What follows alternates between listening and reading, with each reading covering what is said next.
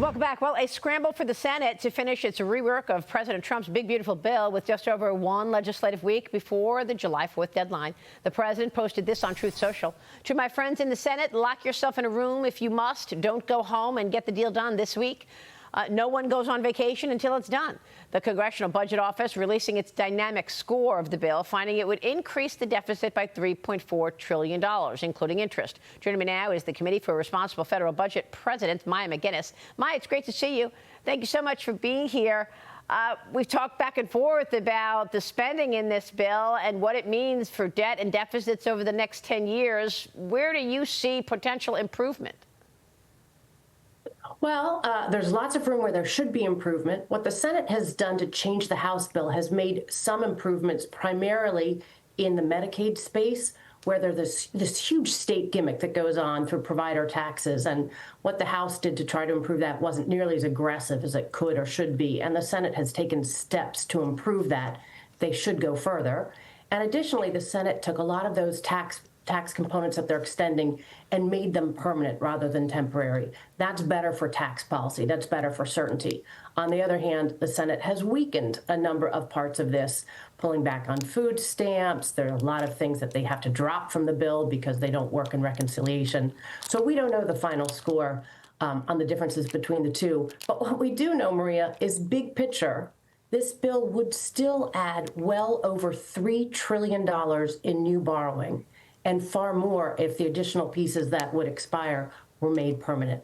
We cannot afford that right now. We should be looking at many more offsets or scaling back the tax extensions that they're putting in there or the new taxes. But what we should not do is pass a bill that will make the debt worse. And it's still on track to do that by the trillions. But Maya, what about the idea that on the other side of this, we're going to see economic growth? Because, you know, you're talking about the tax extensions. This is something now that business is expecting. Small business, big business. It's now in their models that they are expecting to see those tax cuts extended. And if that doesn't happen, you actually could see a spiral situation where markets go down, businesses stop spending and investing in the future. I mean, I spoke with the chairman and CEO of Bank of America yesterday, Brian Moynihan, and he felt that the markets and the economy need those tax cuts extended. Watch this.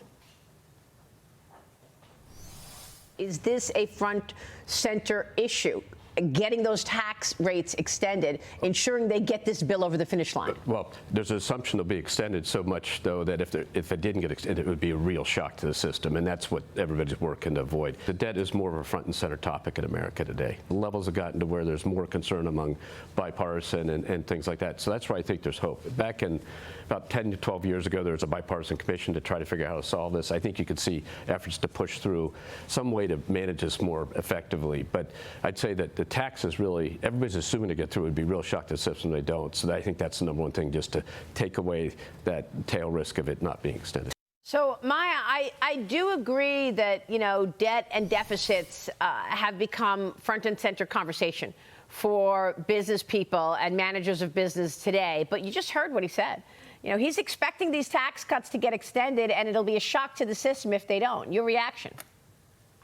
Well, exactly. The trick here is we have to balance our growth policies and our fiscal policies, which are, in turn, growth policies, more focused on the long term. So sometimes fiscal policies can take a hit on short-term growth, but really necessary for long-term growth. But what, and I watched that interview, it was very important, very good. I think what's really important to remember is that the most important pro-growth tax cuts are already permanent. We brought that corporate rate down from 35% to 21%. That's not going away. That's in place. There are a number of the tax cuts that we're extending which are much less effective in terms of pro-growth. And there are a number of new tax cuts that we're adding which the markets aren't anticipating. So first, we could scale back on some of the tax cuts if we're not willing to offset them. The best place would be to find a lot more spending reductions so that this is a bill that does smart pro-growth tax policy without adding to the debt, which is anti-growth policy. So the second thing is that we've sorry, go ahead. No, please go ahead. Second thing is what? Well, we've seen the new dynamic scores. There's a whole range of dynamic scores out there. So when you look at the overall economic effects, the problem, Maria, is now that we have so much debt that the additional effects from borrowing counterbalance the pro-growth effects of the actual tax policy. So the CBO, for instance, has found out that the overall economic effects would be negative over $400 billion because while you have improvements from the tax policy, all of the higher interest rates and inflation and the restraints it puts on the behavior of the Fed means interest costs would go up about $500 billion if we do all of this through borrowing as planned. So those are the things you have to balance. The more responsible fiscally it is, the more pro-growth it is. So what about growth in the second half of the year and in 2026? I mean, the national debt now sitting at more than $36 trillion. We've got the latest Treasury Department data, which, of course, is also including the questions around the debt ceiling. You know, what do you think about Rand Paul's idea, Maya, that he said, let's take a little out of everything, and that would get him to buy in to actually agree and support the debt ceiling increase?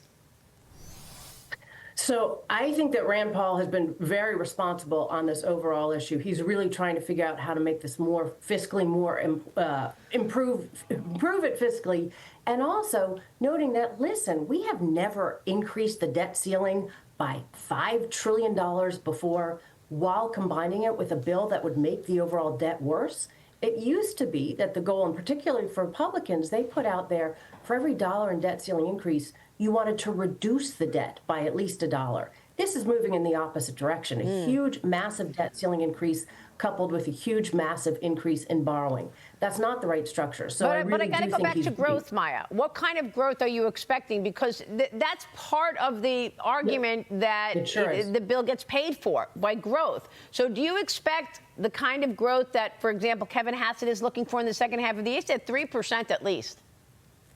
Yeah. So if you look at the range of estimates out there, the growth from this bill would add anywhere from $800 billion, $900 billion to negative $800 or $900 billion. There's a huge range out there. My assumption is that it's pretty much in between, where it would probably have some negative growth as structured, not nearly as much as they're assuming, which is about $2.6 trillion in growth. That's many multiples of what any credible outside estimator is assuming.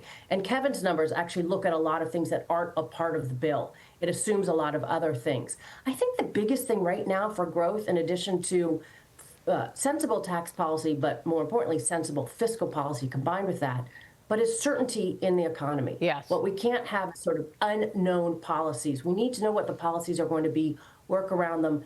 With this fiscal bill, the very likely impact is there'll be a huge short-term burst of economic growth, kind of a sugar high from all the new borrowing. Looks like it would add about $600 billion to the already massive deficit in the first year it's fully implemented.